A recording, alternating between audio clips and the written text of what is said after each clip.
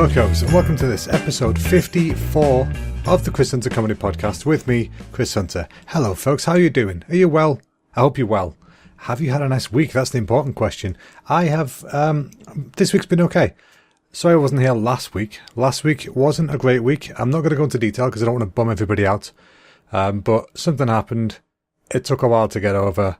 And let's just say, if I was in the world of Harry Potter, I would now be able to see Thestrals, which is fine with me because they are quite cute. They are adorable. Granted, they're made of like bone and bat wings, but I think they're cute enough. Anyway, how are you all doing? Are you good? I went to Dark Side of the Spoon and Cafe at the End of the Universe, as I do on most Saturdays. And as usual, those lovely, lovely folks did not let me down. This week's Burger of the Week sounded like a strange one. I'm not going to lie. I saw it and I thought, ooh, that sounds fascinating, but I wonder how tasty that's going to be. And let me tell you, folks, tasty it was. Hum, num, num, num, num. It was peanut butter jelly time burger. It had on it peanut butter, double beef patty. It had sliced banana and chili jam. I'm sure there's something else on it, but I can't remember what. Oh, there was a small deep fried PB&J sandwich on top of it. And oh my goodness, it was a good'un, as the cool kids would say. It was a damn good'un. It was super tasty, it was super filling, and it was just straight up freaking delicious. I say it every week. I'm not sponsored or anything, I just have an opinion. You guys need to go and try Cafe at the End of the Universe in Warrington Market. If you haven't been yet, you go there, enjoy it, enjoy yourself. Tell them Chico sent you. Or Chris, whichever name you want to use. They know me. They know this guy. You think they don't know who I am? God damn it. But yeah, so yeah, I spent the past week just trying to distract myself. You know, I didn't do any personal work. I didn't do much learning Japanese or anything like that. I just did stuff to keep my mind busy. So I went a bit Pokemon card crazy. I have quite a collection of Pokemon cards. It's not loads and loads, but it's enough. Which I did add a little bit to, because there's a new range, folks. There's a new range of Pokemon cards, because there's a Detective Pikachu film coming out.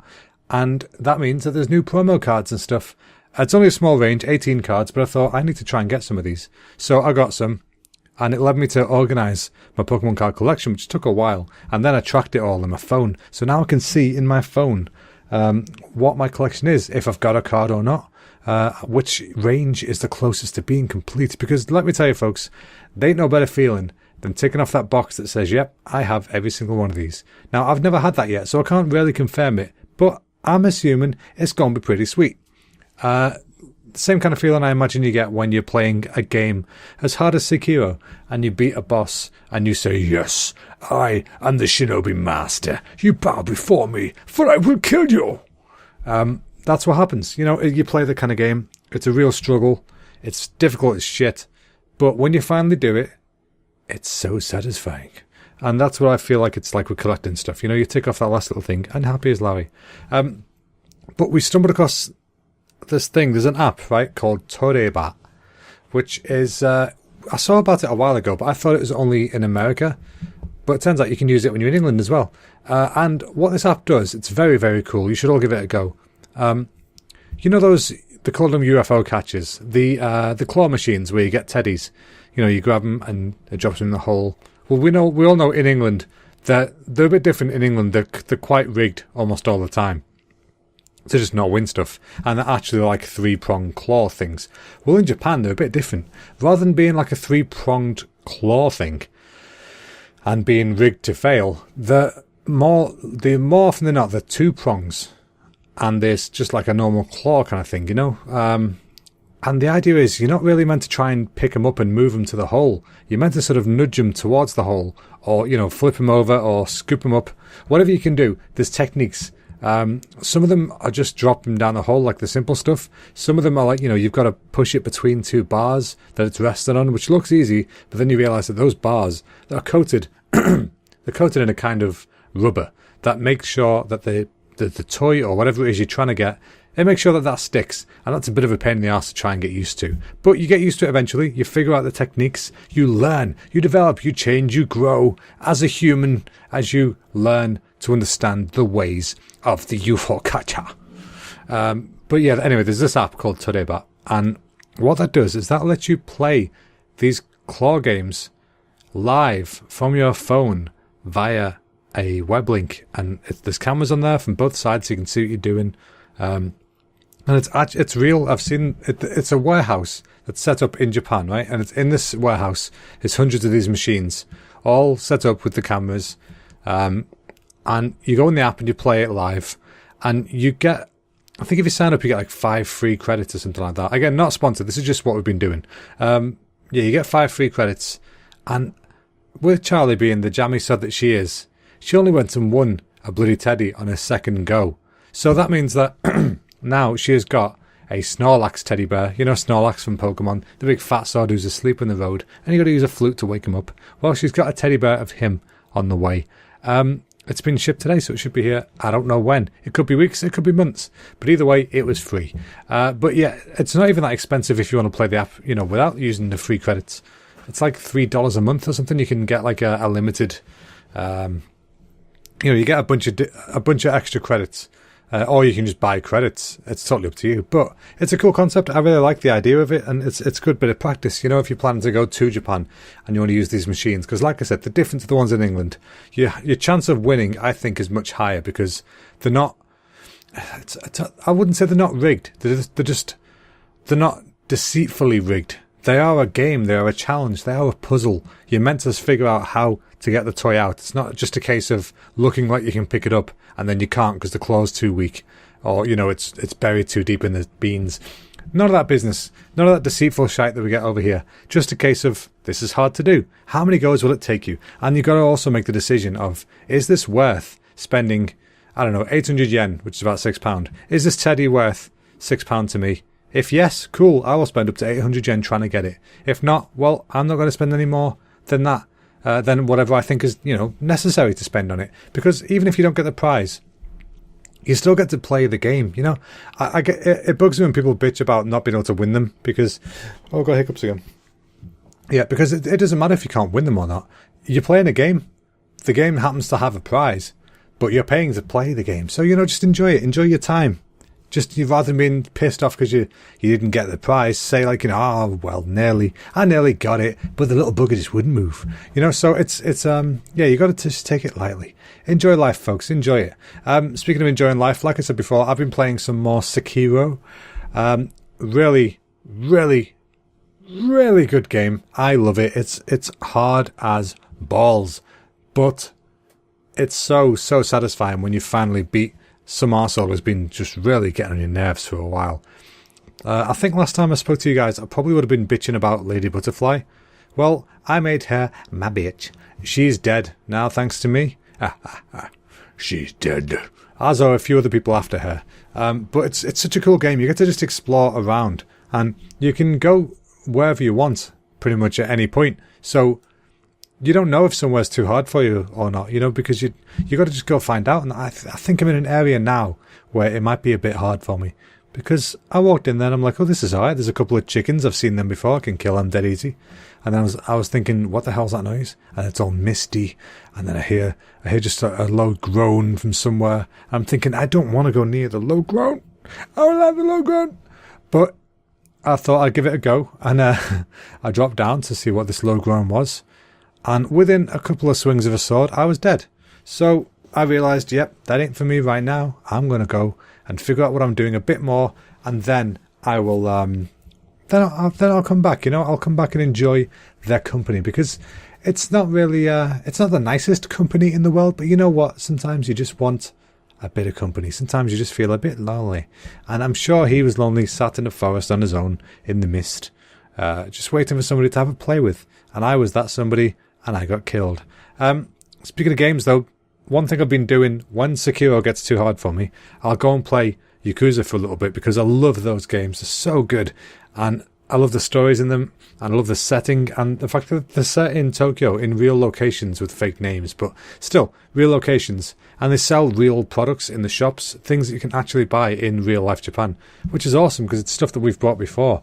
And one of them is like my favourite coffee drink. It's a Rainbow Boss coffee. Oh, it's so nice. Anyway, they sell all that stuff. And the people who make that game are bringing out another game called Judgment. Or Judge Eyes in Japan. I don't know why they called it Judge Eyes in Japan and judgment over here. But either way, they're doing that. But there's been a bit of a snag. You see, one of the actors who's in the game, who is actually in the game, like they use his likeness as well as his voice, he is in the game. Unfortunately, he got caught, or is alleged, I don't know which one yet, to have used cocaine in Japan. Now you may be thinking, but Chris, that's not that big a deal. People use cocaine in the West all the time. People are often known to use it in this limelight. What's the big problem? Well, Japan has a zero tolerance policy on drugs, drug abuse, drug use, all that business. So FYI, if you're thinking of doing any drugs in Japan, don't. That's as simple as that. You'll either be deported or put in prison. There's your options. But anyway, this actor, like I said, he's either been caught or he's been alleged. But that means, because of the way things are in Japan, they have removed him from the game. Right? Just take a sec to understand that. A character from a video game who is voiced by a real person who used cocaine, allegedly, is being removed completely from the game, which means they're having to recast his position. They're having to re-record his lines. They're having to re-scan somebody else, probably the person who's doing the new lines. By the way, that was an unintentional pun, doing lines, and he's in trouble for coke. You know what I mean, okay? I'm talking about voice actor lines. So yeah, they're going to find somebody else. The game is still going to be released, thankfully, because I am so excited for it. And it's just so weird. And the guy was a part of a band as well called Denki Groove, which they had a song called Shangri-La, which Miyavi made a cover of, which I really love. I've actually got the single in the other room at the moment, which I got from like one of those selections. Actually, a friend gave me it, I think.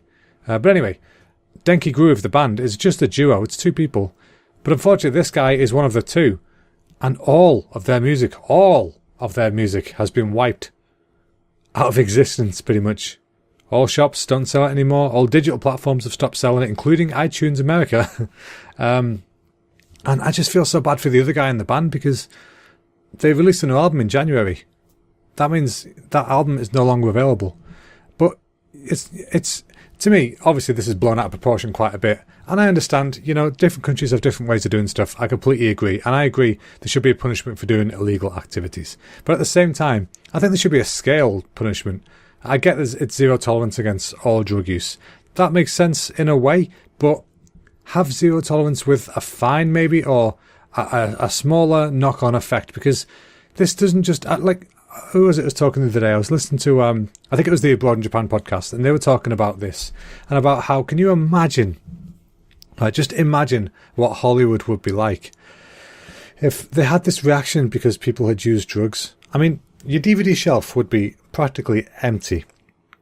Your music, app would be practically empty. The cinema would be shut down because there's not enough films on, because they've all been pulled for drug abuse, because of the actors involved or the crew involved. You know what I mean? It's a massive issue.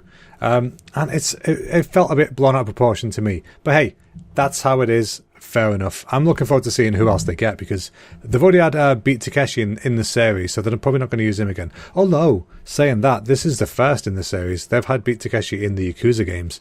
Yes, it's made by the same people, but this is a different game. Now, this game, normally in the Yakuza series, as the title gives it, you play as a Yakuza member, or an ex-Yakuza member. Kicking ass, taking names, forgetting the names, kicking more ass because you forgot the name to start with. But with Judgment, you play the part, I believe, of a policeman or some kind of rogue cop. I don't know yet, but it looks awesome. It'd be nice to see it from the other side, and it's in the new games engine, so it should look a lot nicer as well, which is exciting, very exciting. Now, speaking of films and such, I just touched on Hollywood back there. We went to watch Us the other day in the cinema. Now, this is the new film by Jordan Peele. I think, is it Jordan or Jason? Jordan Peele, I think. He's the guy who's half of the American comedy duo Key and Peele.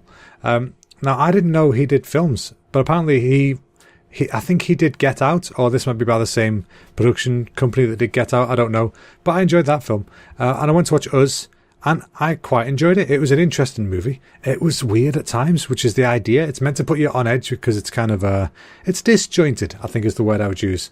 And I don't mean writing-wise. I mean, there's a couple of things I didn't like what they did with the story. If you watch it, you'll know what I mean, hopefully. But as a film, it was pretty good. Visually, it was interesting. And yeah, it was just creepy. It creeps you out. It makes you feel uncomfortable. And that's what it was aiming to do, I think. And that was good. But other than watching that film, I've been watching a lot of videos recently about about Japan, day trips and all that kind of stuff. And I've got to say, it's making me really, really miss the place. Now, I know it sounds daft, right? I'm not homesick, obviously, because I don't live there, but it's a similar kind of feeling of sort of longing. I really, really want to be there, but I can't afford to go there right now. So I know for a fact I can't go there right this minute, which is fine. But as long as I'm being productive to get back there, I'll be alright. So I'm getting back to my Japanese. I found a cool app the other day, actually, called Daily Dose, which is by the people that run Japanese Pod 101. And every day it gives you a different subject to learn about. It's just like it might be a sentence or a keyword or something like that. And the idea is that you're supposed to write it down and just, try and repeat it to yourself. Put it in your flashcards. Do something just to give you this new word each day. And it's a cool idea, so I'm going to start using that. I was going to start today. Unfortunately, today's word is throw up. Yes, throw up, like sick. Now, I'm not a fan of that stuff. I don't like to think about it. It makes me feel quite queasy. So I just kind of closed the app when I saw that. But, it'll be more useful in the future, I'm sure. Now, I have also been starting to try and organise this wedding that me and the dear Charlie will be having this year. Now, it's going to be this year at some point. We're thinking probably maybe towards Christmas time. I don't know yet. But it means that there's a lot involved in trying to organise and figure it out. It's only going to be a really small affair. So hopefully it shouldn't break the bank too much because we don't have a lot of money. But we want it to be a nice time. And we were just chatting about it before. And I think we've come to something that I think will work well. We just need to confirm things and get stuff sorted out. But I will tell you folks more about that as we come to sorting it out a bit more, because there's so many unanswered questions right now, which we won't be able to answer for a while. But it'd be nice to know that things are in motion, things are moving, because it's an exciting time. I'm looking forward to it. I want to be like married and then move, and then things will be where I want. You know what I mean? Like, do you guys have like goals, something you're aiming for specifically? Like, I've got that, and one of the goals is to be married and then move to Japan and work in the video game industry in Japan, which might sound like a pipe dream for a lot of people, but I already work in the video game industry. That dream job is already acquired. It's just a case of relocation, so it's not some sort of crazy dream like it would have sounded like 10 years ago when I was but a wee nipper. Actually, 10 years ago, I wasn't a wee nipper. Actually, yeah, 19. All right. No, wait, how old am I? 31. Jesus. All right, I would have been 21 10 years ago. My God. I'm an old fuck, folks. We just decided. Anyway, I'm going to stop waffling bollocks now. I'm a bit rusty, as you can tell. So yeah, sorry, I'll apologise once again for having some time off last week, folks. But if you saw what had happened, I'm sure you'd understand what, the reasoning behind it. Some of you know what's going on, some of you don't. But don't worry, I'm fine. Nothing happened to me. I just saw things that I didn't want to see. But that's how it is sometimes. So folks, remember, if you like what you hear, like I said, I know today's been a weird episode, but if you normally like what you hear, do me a favour, tell some friends about it, spread the word. I would like as many people to hear this as possible, if you wouldn't mind. So that means giving a share or a review on iTunes, whatever you want to do. Also, if you want to speak to me, if you want to send me some sort of questions or hurl some abuse or give some suggestions, you can find me on social media. I'm at ChrisHunterCom on Twitter, which is short for comedy, and on Instagram, YouTube, Facebook, I'm Chris Hunter Comedy Podcast. You will find me there. So thanks a lot for listening, folks. I will see all you beautiful bar stools next week. Bye-bye now.